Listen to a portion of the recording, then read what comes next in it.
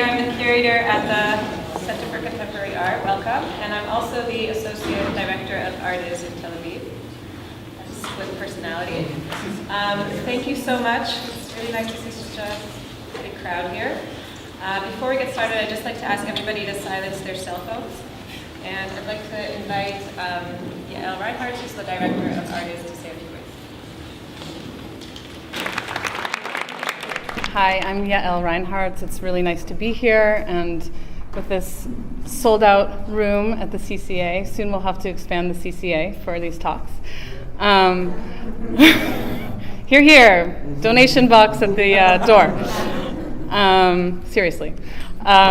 So I'm very glad to be here. We're taking part right now in our 12th curatorial research trip to Israel with an amazing group, our best group ever.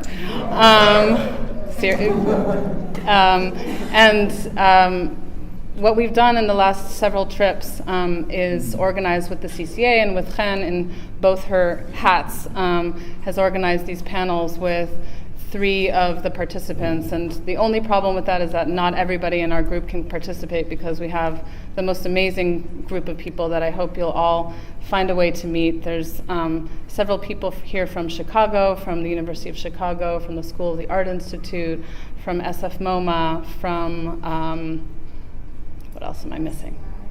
From ICI, Independent Curators International, except he went home, so you won't be able to find him. And just an amazing group of people, and so we're really happy to have the privilege and opportunity to hear about the kind of practices that are happening outside of Israel and to be able to share that information as the beginning of a dialogue. Just a few words about Artiz, since we only get to really represent ourselves as an organization here in Tel Aviv twice a year. We get to talk for a couple minutes. We're an organization that is celebrating our 10-year anniversary this year. We're based in New York with outposts in LA and Tel Aviv. And our mission is to broaden awareness and understanding of contemporary art from Israel internationally.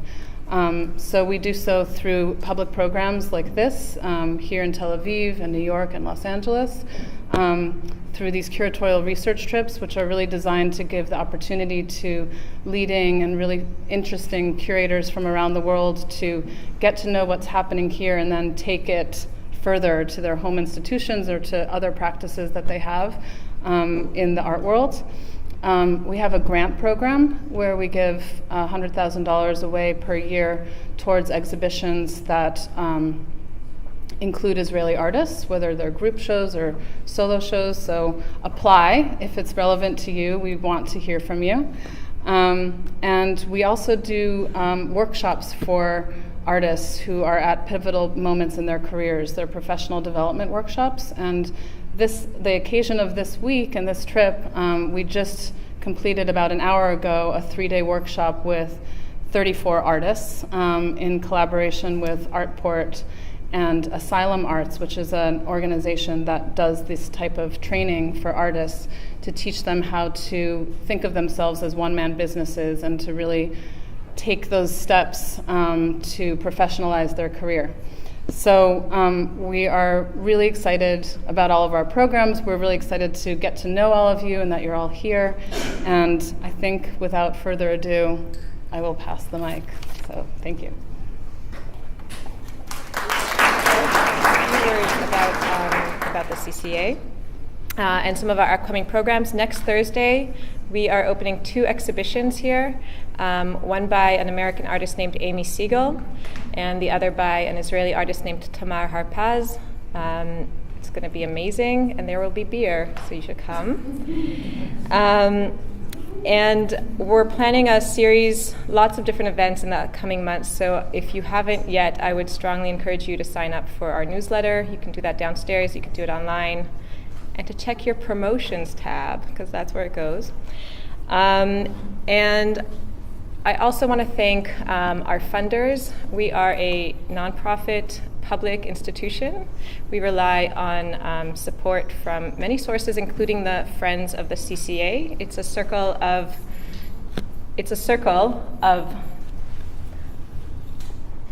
very amazing people who are passionate about experimental contemporary art, and they benefit from a intimate relationship with the CCA. This year we're offering special tours to the Berlin Biennial at the end of this month, and to the Sao Paulo Biennial in Brazil in August, September. So if you're interested in any of these things or in other fun things, let me know. I am extremely excited about tonight's panel. I hold these three curators in the highest esteem, and I feel really lucky to be able to share this evening talking with them about their practices. We're going to spend the next hour or so thinking about how art is this elastic field and can incorporate techniques and practices and inspiration from other sources, from other fields, be they legal, be they graphic design, be they so many other things, and how art can infiltrate those fields as well. The roll call is basically going to be that each one of them is going to present a project or something shortly for 15 minutes, followed by a discussion between them and with all of you, so please participate. I'm not going to read everyone's bio, it's too long and complicated, but first up we're going to have Naomi Beckwith, who is the Marilyn and Larry Fields Curator of Art at the Museum of Contemporary Art in Chicago. Before joining the MCA, Beckwith was a curatorial fellow at the Institute of Contemporary Art at the University of Pennsylvania and associate curator at the Studio Museum in Harlem. Following her will be Lucia San Roman, an independent curator and writer living between Mexico City and San Diego. She was associate curator at the Museum of Contemporary Art in San Diego, and she is currently co-curating the next edition of Site Santa Fe, the biennial coming up in soon. And Prem Krishnamurti, who's a New York-based designer and curator. He co-founded the design studio Projects that he's going to tell us a little bit about. And he also founded and runs P! Exclamation, a really cool space in New York. So without further ado, Naomi, please. I'll let them work on that, and while they're doing that, I just want to, you guys work on that, I'll speak very loudly for a moment, and I just want to take the moment, of course, to thank artists, first of all, for having this amazing group here in Israel and inviting me here for this experience, and to Han, of course, who I've known now for a few years, and we've had many intersecting interests, but it's really, thank you. It's really wonderful to have the opportunity to finally be here now in your adopted hometown and to discourse with you about the project that I am presenting today. I have to say that I've come on this trip and to Israel with probably more a set of questions about what I'm going to present today, and that is really a project around this idea of social engagement and social practice.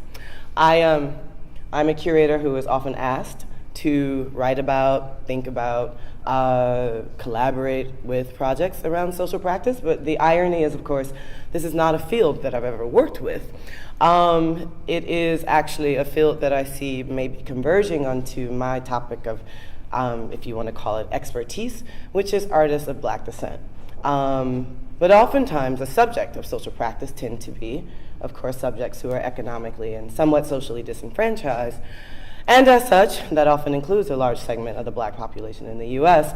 And so there's a real interesting, sometimes I would say problematic, sort of assumption of then my engagement with this form, but I'm finding that lately I cannot avoid working with it.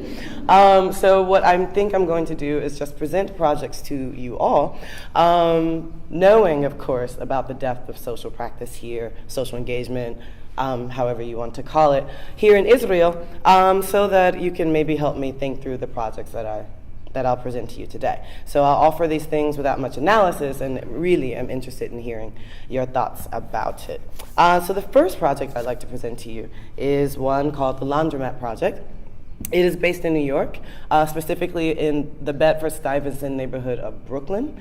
And it is an organization on the board of which I sit, on which the board I sit. I'm a trustee of the Laundromat Project. It was founded about 10 years ago by a woman named, what is her name? Thank you. Risa Wilson. This is Gin and I's intersection. Risa Wilson, who had the really interesting and novel idea that public art should literally come to laundromats in Brooklyn. And the reason she had this idea is because Bedford-Stuyvesant, or Bed-Stuy as we call it, is a neighborhood where about 80% of the people who live in this area do not own their homes but have to rent their homes. And renters in the U.S. generally also do not have washer and dryer units inside of the house. So what they then have to do is kind of go out into the neighborhood and do their laundry in these public sites. And where you have these public sites, you also have people with a lot of free time because they have to watch their clothes washing. So Risa thought this is a place where you can really engage people in a really interesting way. And so what the Laundromat Project has done is develop two projects basically on a residency basis. And the one project, this one I'm showing you here by the artist Tatufan, is developed for artists who would like to become educators or do educational activities through art practice. So the Laundromat Project will sort of couple them both with educational subjects, but also with practitioners in both the arts and education. And the other thing, the other residency that the Laundromat Project is involved in is for artists who have prior had a studio practice, but then want to move into public art. And the idea is essentially that we don't think of public art as a kind of, let's say, purely sculptural practice, but we think of it as an interactive practice. I joined the board, I think, of the Laundromat Project because it did two very sort of fascinating things. And the first is it is interested in a new sort of model funding. It is a model now in the U.S. known as social entrepreneurship. And that is an organization, instead of functioning as a traditional nonprofit, that is sort of eliciting grants and sort of private support, what it hopes to do is start a business, of course, of laundromats. And then that business will fund, if not in part, all of the programs of the Laundromat Project. But the other thing that I'm really interested in the Laundromat Project doing is sort of redefining its public. One of the things that every applicant to the residency program is asked to do is to define who they'd like to work with. What is the community that you'd like to work with? And this is a really important sort of question for me as someone involved in it, because I work in a museum. And oftentimes in a museum, I think we define a public in a really generic way. The public is anyone who's not sort of inside the walls, or anyone who doesn't, who doesn't sort of visit often. And so the public is generic. The idea, though, of a public work is equally generic, I think, in that respect. So it is also equally thought of as an automatic good to be dealing with this amorphous public. But with the Laundromat Project, we've kind of decided that our sort of audience, or our targeted public, will always be communities of color which are economically depressed. So again, there's an idea of kind of really putting parameters around the subjects of the project. So that was deeply important to me. The other thing that's lovely, I think, about the Laundromat Project is that it's found a way to now move past the Bed-Stuy neighborhood out of Brooklyn and across the city. So it's working with both laundromats and museums, actually, and other cultural spaces around the city to do this dual sort of mandate, this dual mission. And that is do sort of public engagement projects, but also do educational projects. So that's the one that I've been sort of deeply involved with over the last few years. The Laundromat Project has been around about 10 years, and I've been on the board for 5. I'll now talk briefly about 2 other projects that I care about deeply, mostly because I'm friends with the artists.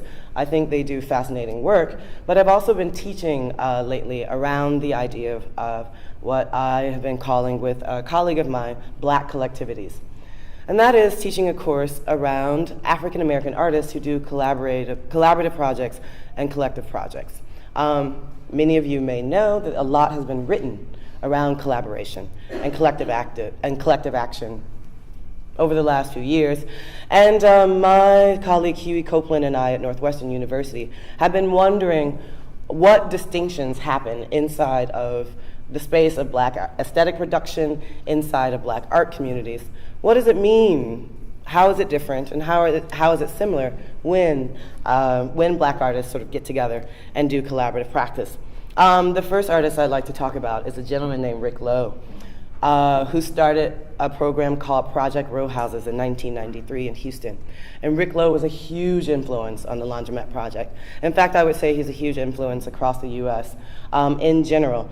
He was an artist who moved to Houston to do a kind of public art social engagement practice starting in the 80s in an area called the Third Ward.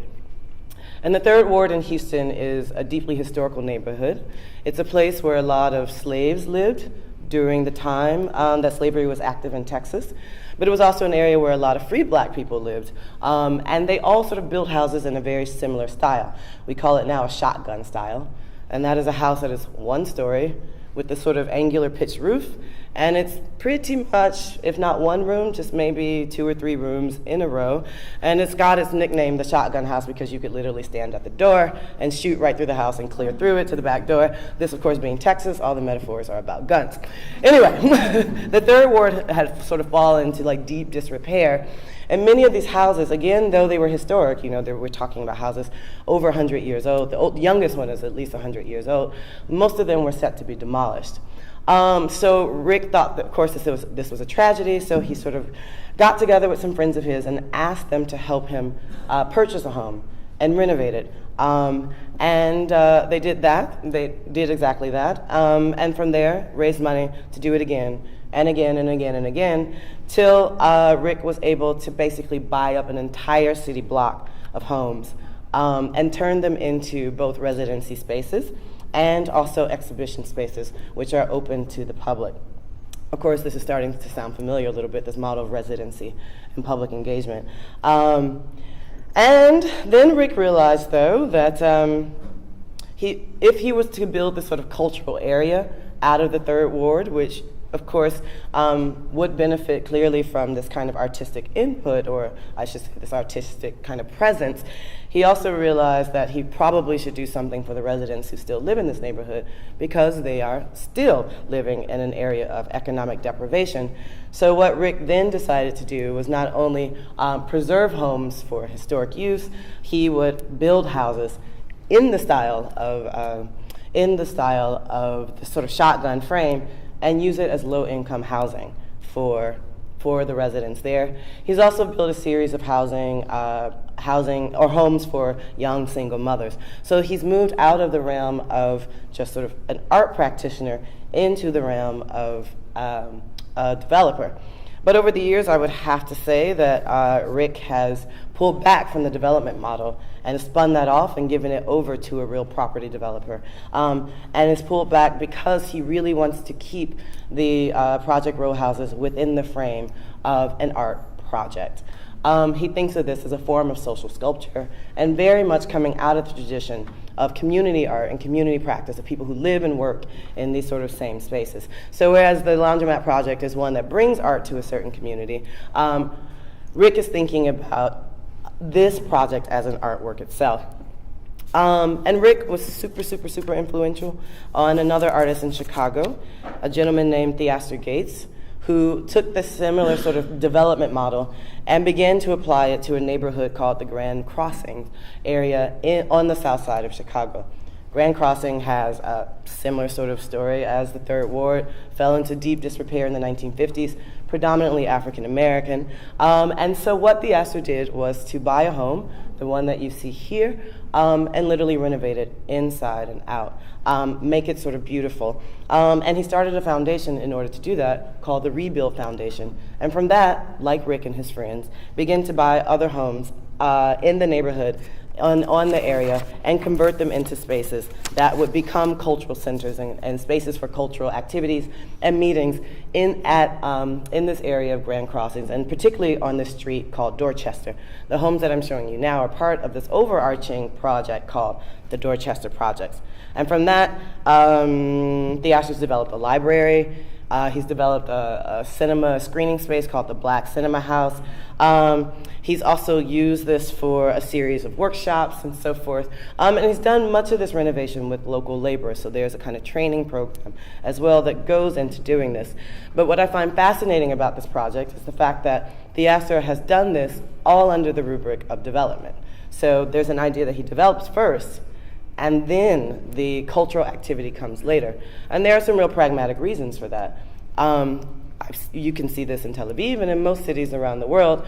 You'll have an economically depressed neighborhood, art activities move in, and then, of course, the property values and the rents go up. So then the original community becomes displaced.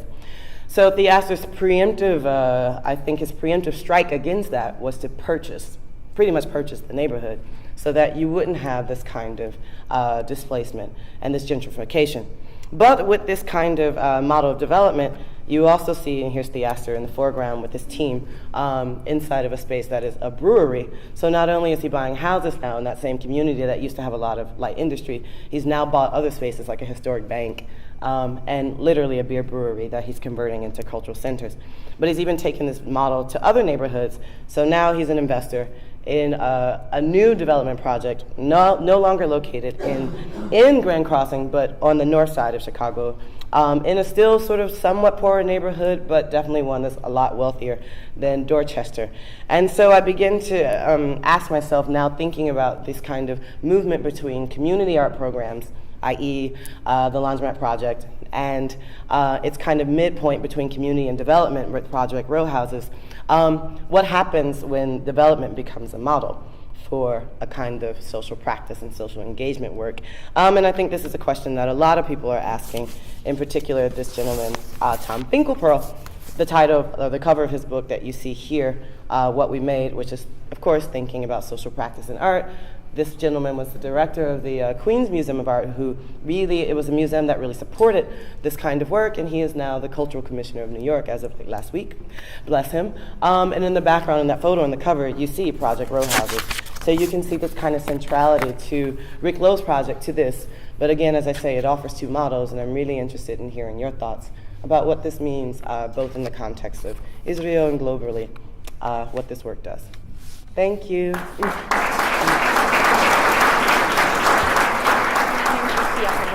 I am very grateful for the invitation to speak here tonight and for the occasion of coming to Israel. Thank you, Artis. Thank you, Yael. Thank you, Persis. Thank you, everyone, for making this a really, truly memorable experience that will be part of, I think, our psyche for a long, long time. My work is as an independent curator. My first experiences as a curator were immediately as an institutional curator in the region of San Diego, Tijuana, in the border between Mexico and the United States. Before that, I was an artist. So it was an interesting experience. I grew up in Canada and returned to Mexico, where I am originally from, to essentially work at this museum while living in Tijuana, Mexico. Work at the San Diego Museum of Art while living in Tijuana, Mexico, which meant a constant crossing of a border every day. A kind of performance that really only taught me that I needed to go to therapy after 7 years. So that has been taken care of, thankfully. At a certain point, I decided that I needed to actually leave the institution and become an independent curator and really try my luck at really trying to figure out where my interests lay in terms of curating and how I could make those interests come together in projects. And in particular, an experience I had as curator of what is called the Encuentro Internacional de Medellín, which is an art exhibition, a biennial, not really a biennial, it's a wheneverial there is money. And it has occurred in Medellín twice, and I was invited as a curator of a specific part of it in 2011. And what I was invited to do was to do an exhibition of art by Tijuana artists. And maybe there's a little bit of this going on in Israel in the relationship, maybe I am projecting perhaps, that Israeli artists might have with foreign curators. What was being asked of me was to produce an exhibition about the border, about the context of the border, about the intensities of the border, and to do so in the particular case of this project with video, hopefully video photography, things that were not very expensive to present. in order to generate an experience of what is happening over there at this crazy context of the Mexico-US border for the Encuentro. And I felt very strongly that that wasn't really useful at all for me as a curator, and that it really wasn't going to be that useful for the artist either. So what I proposed was to do a project called Proyecto Coyote. A coyote is a smuggler of people across the Mexico-US border. And I was proposing to use the project as an alibi, or to smuggle the physical artist, the person, for a month-long residency to Medellin in order to learn from Colombia. Why? Because Mexico for the last 10 years, specifically and more strongly for the last 7 years, has been in a drug war. The drug war has killed, over the last presidency, 60,000 people. 60,000 people have been murdered and disappeared. So in the north of Mexico, this has been a particular problem because it became an issue from 2008 to 2011 that one would be absolutely terrified of one's neighbor, and because of typecasting. If they look like Sinaloenses or coastal people, which meant that they were wearing an Ed Hardy t-shirt and terrible clothes, generally, it would be nerve-wracking, really, like constantly nervous of being kidnapped, constantly nervous of having this experience of violence in everyday life. And so the question was, what can we as artists do? What can we as curators do? And many times the answer was very little. And after about a year of this condition, we decided, I mean artists and architects, and that we couldn't really function anymore. And we started to look at Colombia, because Colombia has had a period of renewal. Particularly for us, the examples that we looked at were Medellin through the Sergio Fajardo administration, 2004 to 2006, and Antanas Mockus through two mayoral periods, one in the 90s and one in the 2000s. And so, as you may recall, in the 90s, Colombia was really the place where all evil came from. It was very hard for Colombians to travel and so on because of the drug cartels. And so these two cities became very interesting to us because as cultural producers, we could see that they had, through government, through a policy campaign, certain processes from the art world or from cultural practice had been integrated into a legislative platform. And so the point of Proyecto Coyote was to go to Medellin and to learn from Medellin, to reverse a little bit the notion that knowledge, at least in the Americas, is always north to south. In this case, we were going from the north to learn from the south, and to also try to be ourselves the subjects of a social practice experiment, rather than us as artists creating a solution for underrepresented minorities. We were the minorities, and we accepted that position. And we accepted with humility to go and to learn from this place. So that project generated Citizen Culture, Artists and Architects Shape Policy, because through that project, I identified this kind of research area, which is to look at how there are certain very key examples, and I have found several, but I'm only focusing on 7 on this project, which is an exhibition and a research project. The 7 cases where artists have worked with politicians and government to create legislation from a different perspective, as part of an expansion of a social practice model that really tests the limits of that which is art and that which is something else, and constantly kind of generates a kind of Mobius strip where it's very hard to tell where one thing starts and one thing ends. So the 7 artists that, it is 6 rather, let's say 4 artists, 2 architects, and 1 politician, Antanas Mockus. Mockus is not included in this exhibition as an artist because he's not an artist. He's a politician with a lot of creative ideas. But nevertheless, he does utilize certain elements of performance art and really has to rethink and to reshape how we think subjectively about ourselves, how we think about citizenship, and how we think about each other. And thus so using basically an avant-garde model, which is shock, an avant-garde model. Shock in order to shift your psychology immediately. So today I'm not going to be able to talk about all of these projects. I'm just going to give you a very general primer, quickly discussing, this is okay, quickly discussing Susan Lacey's No Blood, No Foul, which was a project that was done as part of a 10-year collaboration project that she did in Oakland, really truly 10 years. This is one thing we need to note. Social practice projects are long-term. The commitment is long-term. It's not a flash in the pan, and it is not a well-intentioned structure. It is about hard work, and it is about constant discussion and constant negotiation. And it is, of course, always a very fuzzy terrain between authorship. We know this is Susan Lacey's project, but there were hundreds of people involved over 10 years. We know the Reclose project is Project Row Houses, but there are dozens of people. So it's interesting because what happens when we from the art world speak about these projects, and I do it, and I do it very consciously in this project, I really push it back into the model of authorship necessary for our historical discourse and our tools. But nevertheless, these projects have other lives. So over these 10 years, Susan Lacey did these projects in Oakland, one of which was 1 year where she literally collaborated with the mayor of the city to create the youth policy that is still in operation today in that city. And this is, I will not read it, you can read what it says. This is a letter she wrote to the mayor asking that her participation would be actually a methodology, really, more than anything that included art. This year-long project actually culminated in the event No Blood, No Foul, which is a performance where she had two teams, a team of youth, Black and Latino youth, playing basketball, a pickup game of basketball against police that had 4 different rules applying.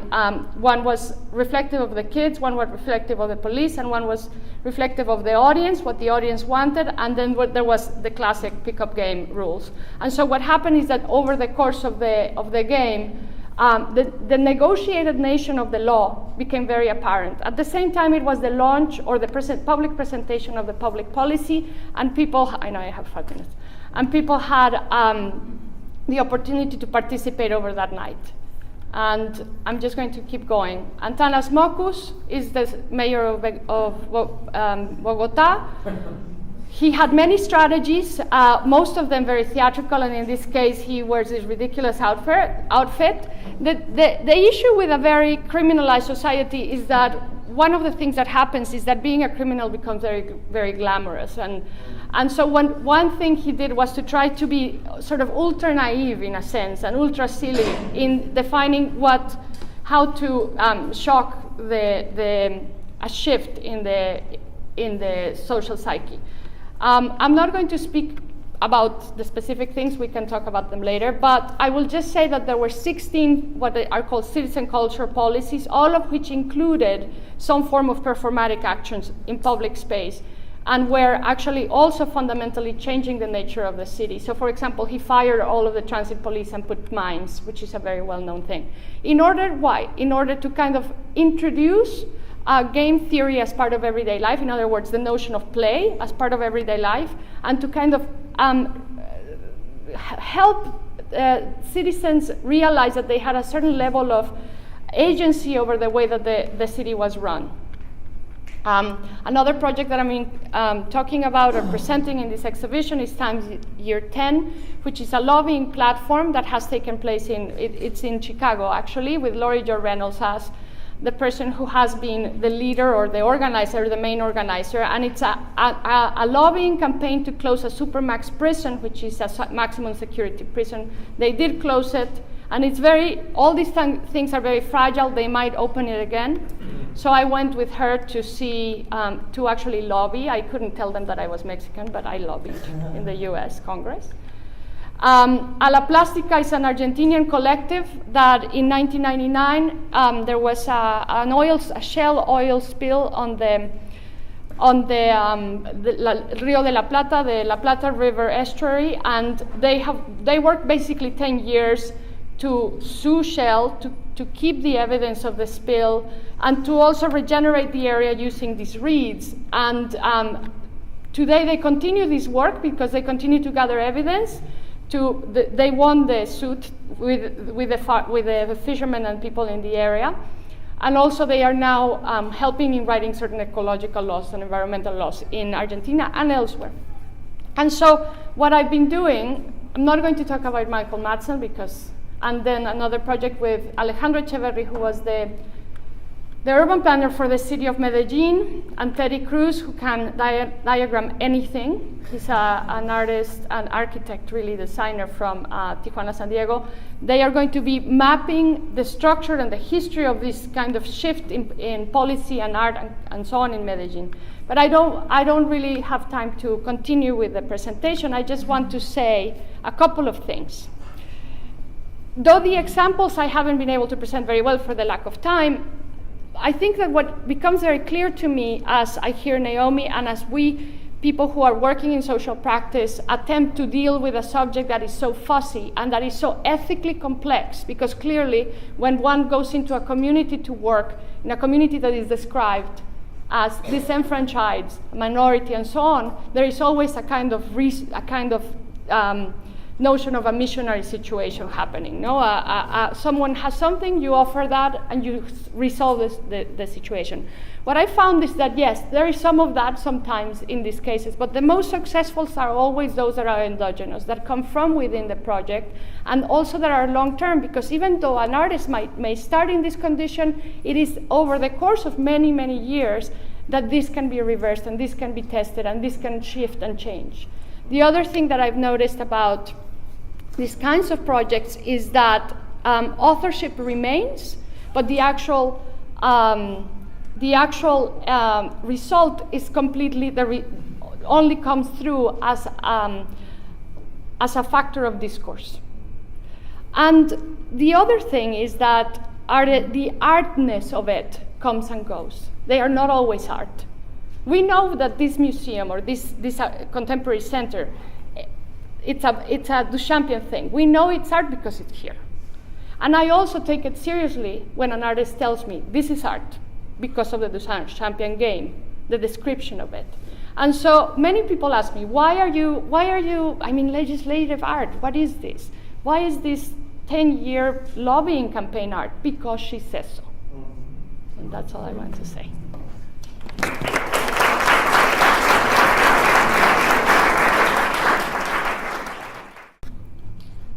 So I'm Prem Krishnamurthy.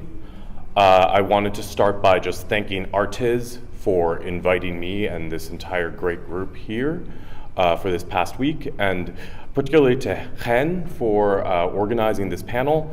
And I want to thank everyone here for coming. I mean, it's kind of amazing to come to Tel Aviv, a city where one previously knew nobody, and to have so many people with whom we've engaged in dialogues over the last week here and be able to kind of, in a way, it was, I'll just say it was really interesting to have so many artists who have presented their work to us, and curators, directors of museums and institutions who have shared with us their own processes. And so hopefully this is a kind of reciprocal gesture, one by which we can kind of also open up what we do and continue the dialogue. So thank you everyone for coming. I'm just going to speak for the next 15 minutes about a handful of key strands in my work as a designer and curator, just looking at a couple of key ideas amongst many. So I'll just kind of jump right into it. I wanted to start with the idea of one of the things that when I look back at the work that I've done in the past 10 years or so comes through is that I'm constantly interested in ideas of narrative uncertainty and breaking down questions of authorial intent. That there are kind of these situations in which you typically expect to have an authorial or an authoritative presentation, something that tells you the truth. And I'm kind of interested in the situations in which this breaks down, when these kinds of narratives can be unpacked and they are kind of made risky. And so I just wanted to briefly talk about a project that was a collaboration with the artist Omer Fast. I'm sure many of you are familiar with this practice. And I think that the interesting thing about his work is that he thinks about everything from a kind of exhibition or an installation to a book itself as a project, something that ought to function with the kind of intentionality of a work. And so in this case, in designing a monograph with him, The idea was not to make a monograph that presents a kind of clear hagiographic kind of account of an artist's practice, but rather to actually undermine that, to kind of commission a set of writers to write about his practice and other things in the world, but to also undermine them through a kind of Talmudic structure of footnoting, and sometimes secondary footnoting, that is footnotes to footnotes to footnotes. And sometimes things like, I'll just point out for some of the people in the artist group, up there is a picture of the best shawarma in Berlin, I would claim. The picture I took, and I will say it's Marusch in the Adelbertstraße in Berlin near Cottbusser Tor, and they have this amazing way of taking a shawarma, putting it into a pita, and then pressing it like an empanada so that it's perfectly crispy on the outside and juicy on the inside.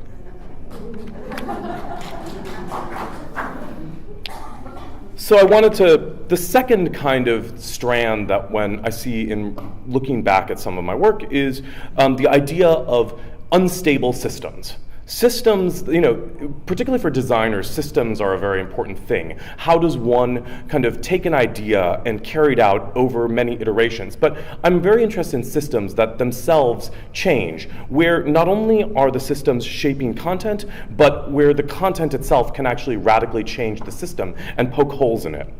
So, briefly, SALT is an institution in Istanbul. It's an institution that's experiments, it's an experimental institution that merges contemporary art, design, and research into one.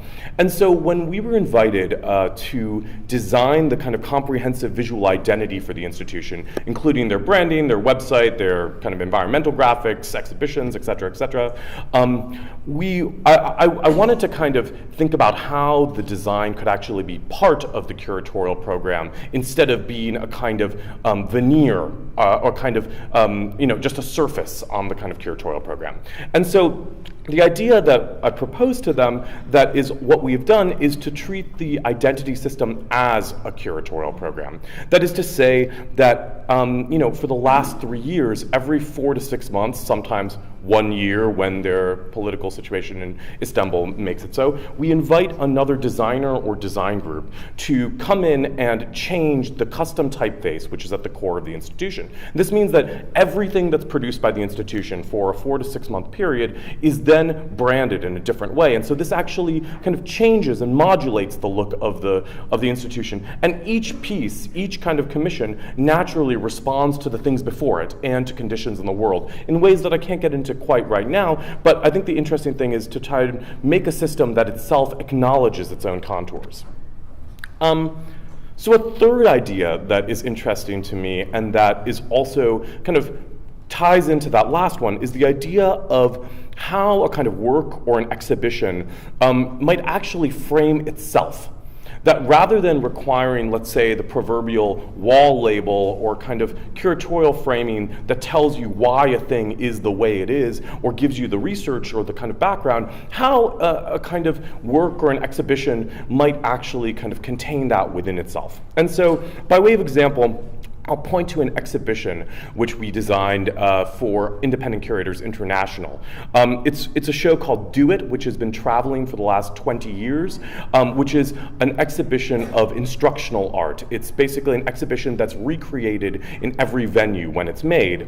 And it has basically a set of scores by artists. And so our task was to design a kind of archive exhibition, which would go to each of these places. And I think that the thing to us that was interesting was to think about a system that could be flexible, a system that could kind of basically exist both in a small space and a big space, but could do two primary things: to be able to show a kind of timeline of the project, as well as to show a set of actual artists' kind of contributions. And so the way that we kind of solve this is to follow the logic of the exhibition, which is instructional, and to kind of say, let's, in any venue, you do it in the space. That is to say that any space in which the exhibition is held contains a kind of legible architectural form, which is simply a configuration of walls that begins to spill out the word it. And this creates a simple structure by which to divide the kind of archival timeline section from a section of artists' works and to create two different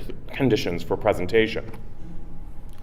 So from here, I'm going to segue into some of the things that I've done at my space P exclamation, sometimes also known as P. Depending on how it's a kind of hard word to pronounce. Intentionally, you can't really Google it. It causes lots of problems. But that was, I guess, the task I set myself by putting a kind of exclamation point after a letter. But I mean, this kind of question of creating a space whose very organization is itself part of an exhibition or a kind of context is one of the main ideas of it. And it means to me the idea of taking kind of space and the conditions of exhibition themselves as being an actor. I mean, I'm very interested in the idea of the preconditions to exhibitions. That is, the things that are typically unconscious, the things that you typically take for granted and don't think about, whether it's a wall label, whether it's a wall label, a floor color, a kind of certain set of opening hours, or any number of other framing devices by which we encounter a work of art or an exhibition. And so, this space, I'll just give you a very brief kind of run through of what we've been doing in the past 2 years in New York. One of the main strategies, not the only strategy, but one of the main strategies on a meta level is the idea that the space itself accrues, that there are artistic gestures left over from exhibitions which begin to create a very, very non-neutral space for the presentation of work. For example, the red floor here from our very first exhibition was by the artist Christine Hill and remains to this day. Sometimes this means changing the kind of very mode or way of engaging with an exhibition. For example, here, a work by Aaron Gemmel called Provopoli, which consists of a 10-foot globe that's always inflated in spaces too small for it. So in this case, it blocked our door from November 4th, 2012 for a week so that nobody could enter the exhibition. Or kind of changing the kind of architectural frame of the space. Here, an installation by Sarah Oppenheimer, C010100, in which she doubled the window frame of the space and moved the window several feet inward, so that actually you have this kind of optical illusion of a kind of doubled mirror that existed on the street. And I should say that one of the main things to me, I should have said this before, but is that my space is in Chinatown. Many people might call it Lower East Side, but actually it's Chinatown. There are multiple communities that overlap in this place. And so to me, the people who walk by the space are as important to me as the people who actually come in. I'm going to go quickly through this, an exhibition with artists whom you might know here from the CCA as well, but the idea is that we often experiment with the display and exhibition design. We also often invite artists who themselves function as curators or who kind of work with exhibition space and display. Here, part of an exhibition by Katarina Buren, in which she has created a fictitious Czech modernist woman architect whose work she's constantly kind of making and presenting. Or weirder situations where something like an exhibition like this, where a young Basque artist, Una Crespo, created a sculpture that is both an object and a display for a 1972 work by a first-generation Belgian conceptualist. And of course, a lot of these ideas, these are not new ideas. They come from places like Brian O'Doherty, who wrote Inside the White Cube as a series of essays in Artforum, and who's been extremely influential to the space, and whom I had the pleasure of being able to show in the space in a 2-venue exhibition with Simone Subal Gallery that just closed 2 weeks ago. So itself, these ideas of the white cube historically becoming part of the space's discourse. So I'm going to transition now into briefly talking about one exhibition that we did in the fall. It was called The Ceiling Should Be Green. I do not speak Chinese, so I cannot actually say the name of it, the second name of it, but it's an exhibition that I curated with an artist named Ali Wong, also known as Kit Yi Wong. And it's essentially an experiment in alternative systems of spatial organization. For me, it was kind of a way to also challenge my own curatorial ideas, which often tend towards the kind of rigidly Eurocentric and conceptual, and to kind of think about what would it mean to let something else enter into that system.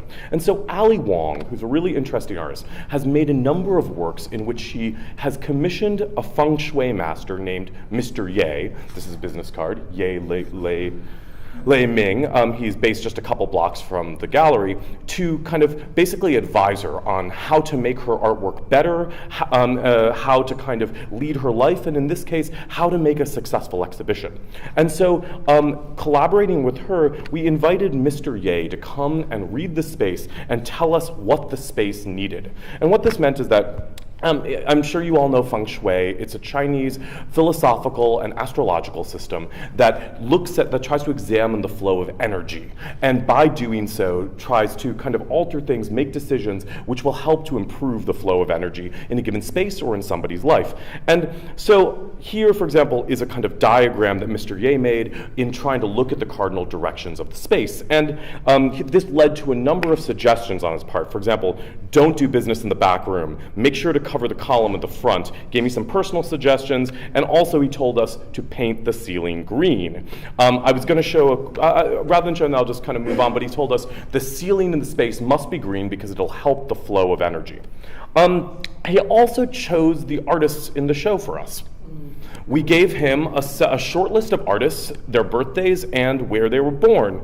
And he read each of their horoscopes and told us whom we should invite. He told us who was a good artist, who was a bad artist. In one particular case, the case of Ohad Moromi, he said, this is a good artist, but he's very tall, which happens to be true, and he's going to cause you trouble. In brief, when we called Ohad and said, Ohad, the feng shui master told us that you're a good artist, you should be in the show, he said, great, I'll be part of it. I'd like to exhibit a work called The Working Day, a work that I actually love. But which consists of these large painted plywood pieces, which when shown in a kind of white cube space are very beautiful. And I said to him, Ohad, have you been to the gallery? The gallery is, I should say, roughly 650 square feet. It's a tiny space. And I said, how the hell do you think we're going to show this in here? And we kind of went back and forth on this for a while, but eventually Kit Yi and I realized, well, you know what? The feng shui master told us that Ohad would be trouble. So why not go with it? Why not put this work in the space? And so the way that it worked out was that his work was dispersed throughout the space. It created actually an entryway. You had to walk through the sculpture to get there. I'm going to kind of like jump around. I'm going to speed up for a moment. But as you can see, the show itself presents a series of kind of obstacles and moments in which to explore artworks that you might not expect in a show about that's kind of organized in quite this way, but start to resonate around questions of mysticism, kind of alternative belief systems. And this same Mr. Ye kind of helped us to determine what to do with the space, how to kind of install works, installing works close to the ceiling, and also kind of what works might be the most important ones. For example, this work by Connie Samaras, whom they said, this is the most important work in the space and it should be hung high. So we did that. And the final piece, I hope, Chen, will you give me 30 seconds? Okay, so I'm going to just, the last thing is that the kind of part of the show was the video by the artist Kit Yi Wong, in which Mr. Ye reads the space. So I'll say this video is all online. You can link to it, you can get to it from the P! website, but here is just a kind of brief moment. Let's see. I'll just, I'll be really egocentric and show a piece about me that may resonate with the people on the artist tour as well, with our experience here. You can buy good card here. Oh, is there sound? 4年係佢人生事，我哋查一下佢幾多重幾間屋企出嚟先Oh, 佢肥先有錢賺。 you say you will gain a lot of weight next year. 你而家叫佢翻去放下先，等到出年嘅年做而家嘅時間1年，佢放下你。 Gain like 10 pounds. So that you 佢 will 冇減 be 肥啦， Don't try to keep it, it's okay. 佢要肥要多錢啦。 The fatter you are, the more money that you get. So, let's just say that after this great week of eating in Israel, I'm really hoping I'm going to get much, much wealthier. So, thank you, everyone, and. Thank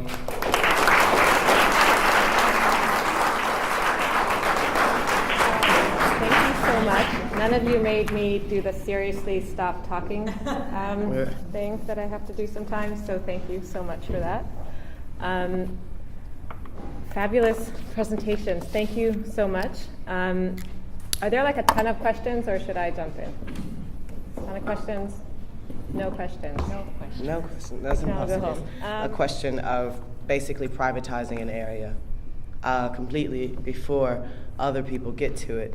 You didn't see it, but inside of also Theasis project, he's bought an entire public housing unit. that was already shut down. And so he's really interested in doing the work of providing housing and pardon? How does he afford it? Also a very good question. How does Theaster afford the work, Chen asked. Theaster is both a practicing artist who has a very expensive gallery, and so he sells his work at quite a rate that he can self-fund some things. The other thing that he's been allowed to do, of course, is open several non-profit organizations. So in the US, these are called 501c3s. And he has multiple 501c3s, and each one is responsible for a different project, but that also means that he can fundraise individually for each project and get things like public grants for everything. And then lastly, he gets a lot of gifts. The bank building that I alluded to and didn't show a picture of was given to him for $1 by the city, and that's not an uncommon thing in the US, especially in times of economic crises. When the city gifts you something or sells you a building for $1, though, you are very much responsible for the upkeep and renovations, usually renovation of that building. So maybe that's also a second answer. The museum that I used to work at in New York, the Studio Museum in Harlem, had the exact same thing. The building was purchased for $1 by the Board of Trustees from that new museum in 1967. So understandably, I think the basis of your question, going back to Matan's question, is how is one implicit to a certain kind of problem, a sort of urban problem, and what can you do about it? Honestly, I don't really have the answer to it outside of what the models that were given in the US are, which is private land, private property, and then the only time you can really sort of control the shape of a neighborhood is by privatizing it. This is not something I would absolutely endorse, really. Not only is it expensive, but I also believe in the organic sort of nature and material of a community. The only thing that I've seen that is not really pushed a whole community out, at least in the neighborhood that I lived in, New York, Bed-Stuy, was the fact that many of those homes, even though they're renters living in the neighborhood, those homes have been owned for people for generations. So maybe it's also about the depth of the life in a community. But I'm sorry, I really don't really know.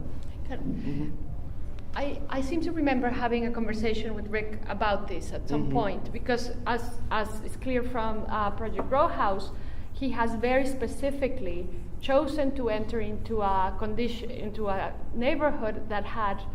It's difficult to gauge in the level of. It's not that the communities are poor. It's that in the U.S., what happens sometimes in these neighborhoods is that there is actually depopulation, crazy depopulation. So you have very few families living in whatever condition in almost empty neighborhoods. And he very specifically wanted to raise the prices of those properties for those people. So it's not that there is a kind of, I think he's actually playing with the system in a way in order to shift the notion of what is valuable for the entire city. Now, in Colombia, for example, when I didn't speak very at any length about this, but in Colombia, when the urban planner of the city, Alejandro Echeverri, decided, and Sergio Fajardo and all these politicians decided to do this project that had the motto, the best for the poorest, and they built all these libraries in the poorest neighborhoods and so on, their desire was not to gentrify the city, but they were accused of that.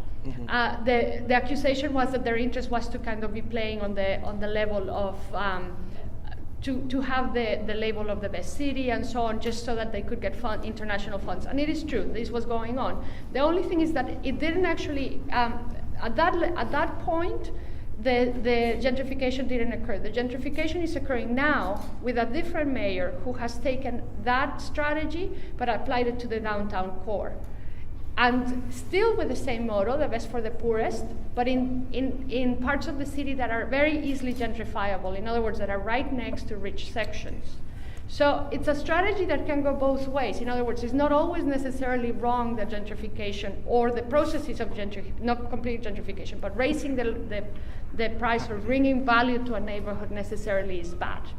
It's just, it's how that plays into the hands of developers and how that plays into the hands of government, I think. I'll just add something to that, which is, I alluded to this, but for me it's really interesting how kind of development happens in uneven and sometimes kind of unperceived ways in neighborhoods. For example, the kind of situation of where my gallery is a lot of people would call it the Lower East Side. But it's actually also part of Chinatown. And there are two communities there. There are multiple communities, but at the moment there are two primary communities there which actually use the space and which absolutely don't see each other. There's an amazing book by the science fiction, or the author China Miéville, called The City and the City, which is a great novel, which is a kind of noir-ish novel set in a near future, but the condition of it is a kind of unnamed, kind of Eastern European city in which there are, I won't give away, spoil the book, but in which there are kind of two communities which have historically grown to absolutely unsee each other, to exist in the same physical space and never actually recognize each other. Not because of magic, but because of a kind of perceptual unlearning. And I think it's really interesting because in China, in the neighborhood where the space is, people who go to galleries don't even notice that there are kind of Chinese businesses which operate purely in Chinese, and vice versa. No gallery has, I guess no gallery, no gallery except for mine has a kind of explanation of what it is and what it does that is legible to other communities in the neighborhood. And I think that this kind of like miss of communities in the same physical space is very strange. And just in terms of, I'll just add another bit from my experience in New York. Without getting into too much detail, there were two organizations I was looking at in New York that were offering residency, like studio programs for artists, both in Brooklyn. One by a private developer, beautiful studios, very cheap rent, but would not ever sign a lease for more than 1 year and not promise anything to the artist. And another program that had long-term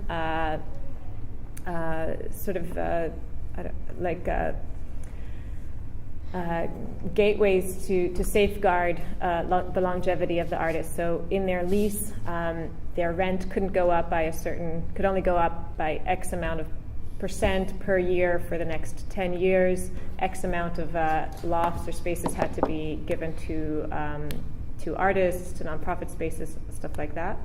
And I think that there's a lot, speaking of legislature and affecting the legal system, there's a lot that communities can do to maybe not completely stop gentrification, but to put in place mechanisms where that gentrification can be positive for the people who are there, or can be controlled in terms of longevity, also in terms of taxes, like Arnona or something like that. When I moved here, I remember I looked at an apartment, one of those new apartments being built in Florentine, and the rent was really, really low, but I knew that the year my lease was up, the rent would be almost double, and there was nothing. They were just trying to fill this empty new building with people like me, and then, in 5 years, the value of that property would go up. So there's ways that I think citizens can influence the shape of the city in a lot of different ways.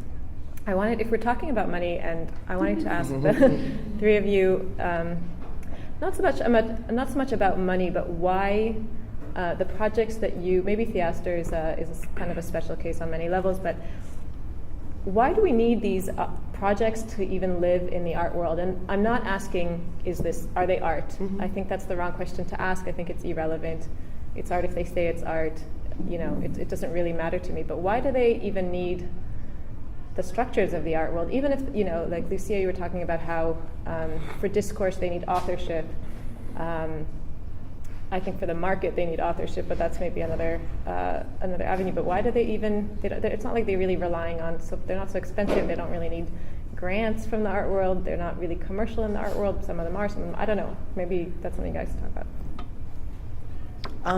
Well, I think it's a sort of chicken and egg situation in that we're not talking about why they need to live in the art world, but there are artists who feel compelled to do it. Mm-hmm. I mean, I find myself a curator because I want to support artist projects, and artists want to do these sort of social engagement practices. Well, bully to them, that's what I'm going to support.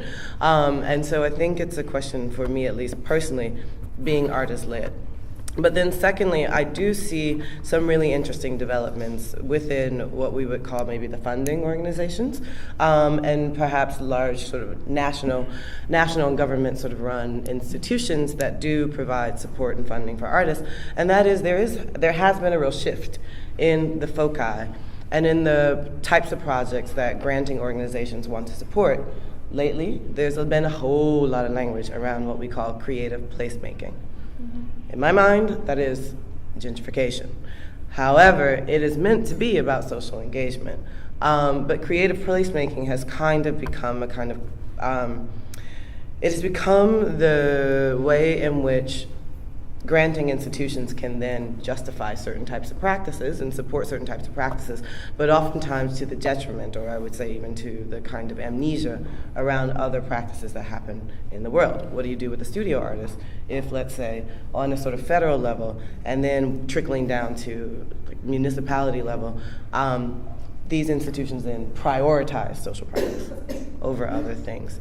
So on the one hand, a really interesting thing can happen inside of the structures of the art world where you can move resources from certain places into others that may not have had direct access to those resources before, and I think that's a wonderfully good thing. I get worried when there are sort of causes célèbres in the kind of granting and funding world so that other things are then forgotten. Case study models to do this project, because I think that the answer varies from artist to artist, from project to project. So if I can speak very specifically, Susan Lacy, for example, says that if she considered very seriously earlier in her career to just simply be a social worker or a community organizer, and she would be very, very good at it. And in fact, her discursive participatory practice is extremely directorial in the end. And her answer is that it's precisely that. Her calling is that as an artist, her way of thinking through these issues is through aesthetics and feminism, because she studied with Alan Caprow. The idea for her was very important then to not shift life out of the practice, but to engage it fully, which includes the social and includes doing this kind of useful projects rather than separate them. I will say that Ala Plástica, for example, is two people, Silvina Babic and Alejandro Maitin. Alejandro Maitin is a lawyer and a very articulate lawyer and very good at it. And Silvina is an artist.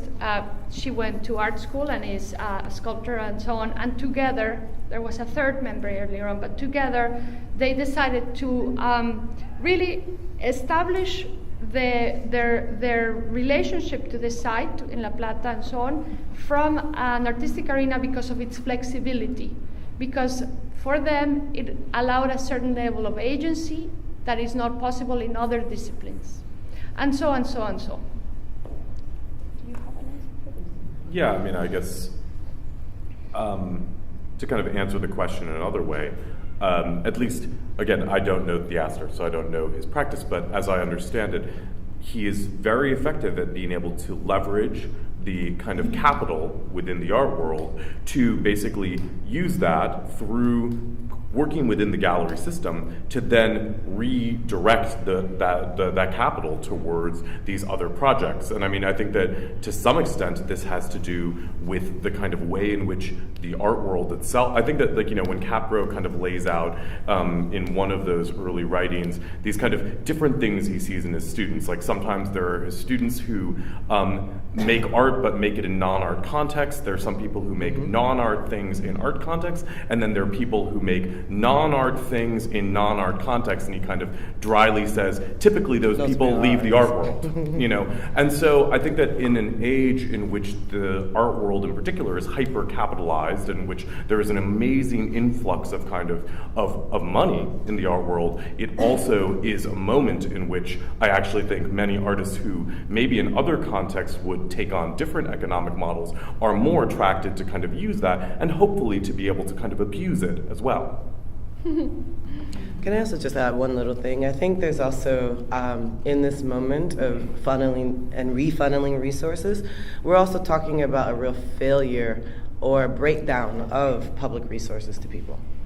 And I think it's very interesting that you have a situation where oftentimes institutions, cultural institutions, and artists in particular, are both willing and sometimes even outright asked to then take on these functions that the state has just downright, I would say, reneged on in many ways.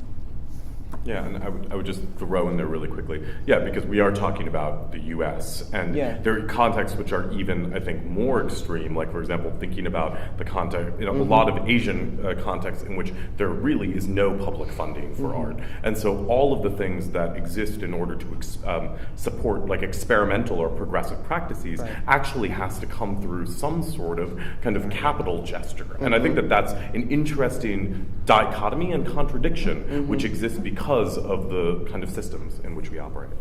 But I would say that it's something that we have to be very careful with, because what happens is that public institutions basically are denying the responsibility towards citizens, and because of what are sort of well-meaning intentions of the artist, taking that vacuum. Yes, I mean we have, I'm sure, all done it.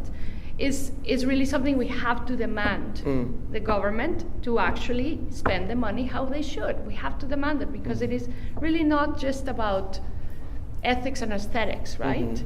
It is a whole system that needs to be working properly, I think. Anyway. Do you think that the economic crash in the U.S. from 2008 has like drastically shaped these practices at all in terms of the allocation of resources and like the needs, the poverty that's basically expanded in the U.S.? Has it played a field? Like, could some of these projects have not existed before 2008? I'm not sure, I don't know that I can't in my own research find that direct correlation. What I can see is that foundations that have historically funded art are more and more finding themselves, for whatever reason, which I can't really quite understand, asking for deliverables and for measurements of efficacy or of affecting and improving the lives of so on and so forth. From the perspective even of social practitioners, this is very difficult, because really what is happening is that these organizations, maybe it's part of the taxation system, I don't know, need to show that there is an actual like one-to-one correlation between the money they spend and the improvement to a person or a community. And how do you measure that? Again, I think it is part of a capitalist system that is denying its responsibility once again, because of course you leave it to the cultural organizations to do it, whereas where the money really is, in the rest of the world, the rest of society is not really doing that much. Really. I mean, in Mexico, this is happening right now with the changes in the taxation system. And I don't even want to tell you what's going on there. It's pretty scary. Yes? I would love to hear something if you can tell me a bit about the kind of networks that hold these kind of happenings. I mean, except for the artists and the curators. These people, where do they interact? Where do these ideas, where are they born? Is it something that is born in residencies, in art schools? Where does it happen? Are they in touch, the different projects with each other? How does this work? Do you want to talk about that? No? I kind of want to hear from Prem, because I think you're coming at this stuff from a different. Okay, you don't have to. But well, I think particularly within the social practice thing, I don't think I would not have the social practice, but like, Yeah, I want to hear a bit more about how you, your two practices of graphic design and exhibitionize, not so much, but how you integrate that, where you came at all of this from. There are tons of different conferences and things, and we can always count on the art world to produce any number of conferences and social events that people are in touch with each other. I will say at the more local level, I work up until very recently, I really have worked at the local level, mostly. And really I think that what I used to do when I lived in Tijuana, I no longer live in Tijuana, is to generate our own opportunities for those interactions as much as we could, either to invite people or to go to them, basically, figure it out. And internally also to have really truly constant discussion, constant. internally, because otherwise one can become very despairing. I tend towards depression. So, I think this helps. It's exactly that. I mean, to think about the projects that I presented, most of those projects really were born completely organically. In the case of Theaster, I mean, it's a massive sort of system now, but it started with the issue of he needed a house. He needed a house that was close to work. He liked living around black people. He's black. So he wanted to find a black neighborhood with an affordable house and got him to work easily. Voila, there's a house on Dorchester Street that's really cheap. He can rebuild it, literally like that. In the case of Rick Lowe, he was invited into that community initially. But again, saw that if you're in a community and thinking about a community context in his sort of Good Samaritan way, he had to build a structure to do something else for what he saw as a certain series of lacks in that community. In this class that I just taught, one of the questions we constantly asked was, what are the conditions under which you see collective practice and collaborative practice arising? And one of the things that we began to identify is that oftentimes there is a crisis. It could be a sort of small one or a massive one, but essentially what you're talking about is a certain set of conditions where there's too much pressure somewhere. There's too much pressure in terms of, let's say, poverty. There's too much pressure in terms of a broken educational system. There's a lack, what have you. And so essentially we're talking about people really thinking out of the goodness of their heart and through this kind of structure of education they've had as artists or thinkers or what have you. So to combining those two things and trying to find some serious service or solution. But in a way, I think what you do in your, if I may interpret, may I? But I think what you're doing with P! is a little bit of the same thing in the sense of creating an alternative to a certain gallery scene that operates in New York, etc. No? Is that the case? Maybe? Yeah. I mean, how much do you sell for it? But it is important to me that this is a question. It's important to me that it exists as a commercial gallery. Because I think that particularly in the US, you have this kind of nebulous distinction between nonprofits and for-profits. But of course, even though there are different kind of funding structures and different bylaws and different kind of oversights, kind of nonprofits also make earned income. In New York in particular, they often function in a way that overlaps with the commercial thing. But I think you want to take it in another direction. I would like to know, as institutes that work in long period of project with community, do you have a kind of a system that make a reflection about what happened with not only to the artist but to the community? How do they see, the action of the people? And for example, with the laundrette, I didn't understand so much. You didn't talk about what they did exactly, but if it's 10-year project and it's in different places, how do the community itself feel about it? And in terms of people who comes to residency, how do you see it that people come from outside and work in a place and then they go back? How does it affect the community? So for the Laundromat Project, one of the first things that we would do for the residency is ask that people work in the communities that they're from. So that was part of the reason in which the Laundromat Project began to expand past Bed-Stuy. Initially, the invited artists had to live in Bed-Stuy. The founders lived in Bed-Stuy. I lived in Bed-Stuy. This was really about a community-based project. And it was important to do that because what we don't then rub up against is this question of gentrification, right? We become this alien element that comes in to then, raise the property values and move to the suburbs eventually or something like this. We had to be parts of the fabric of what was happening there. And part of the reason I joined too is because I spent a hell of a lot of time in a laundromat, and this was the real social space. We don't measure these outcomes per se, but we're more interested in what happens to the artists, i.e. we set up these residency programs to be educational so that they could learn to do public engagement, that they could learn to do education and art without having to do another 2-year degree. and paying for this because they're very expensive. And so the question for us is how many artists are continuing to do that work? A fair amount.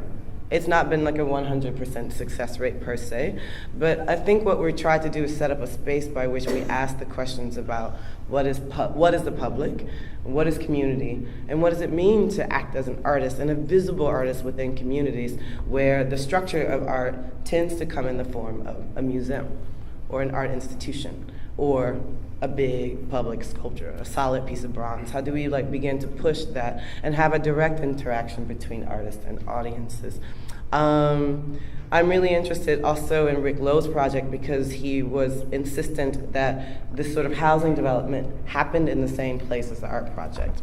So there's not sort of a row of artist residencies and then the housing is separated somewhere far away. They're within the same block, literally. And most of the people who live in that community work for Project Row Houses. The women who live in the housing for single mothers are the tour guides.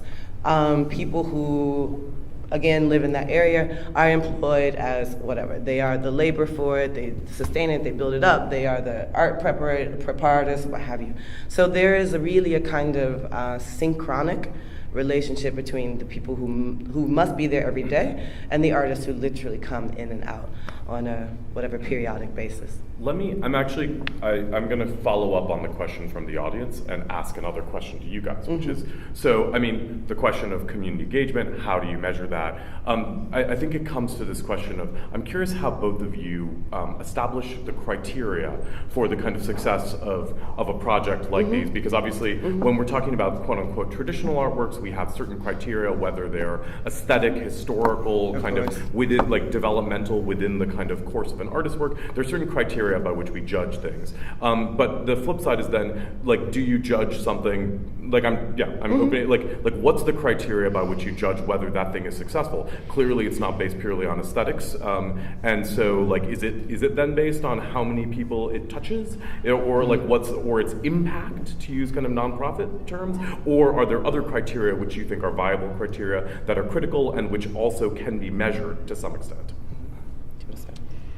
I have to say that there are tons of horrible social practice and community-based projects, tons. And for me, what that means, if I just answer it by what that means to me, is an exploitative project that basically, first that turns communities into clients, into laboratories, that's even worse, or into clients that are the receptors of a certain kind of goodness. And there are, in fact, projects in the art world that operate at a very, are quite well known that do this, and I'm not going to tell you which ones I think they are.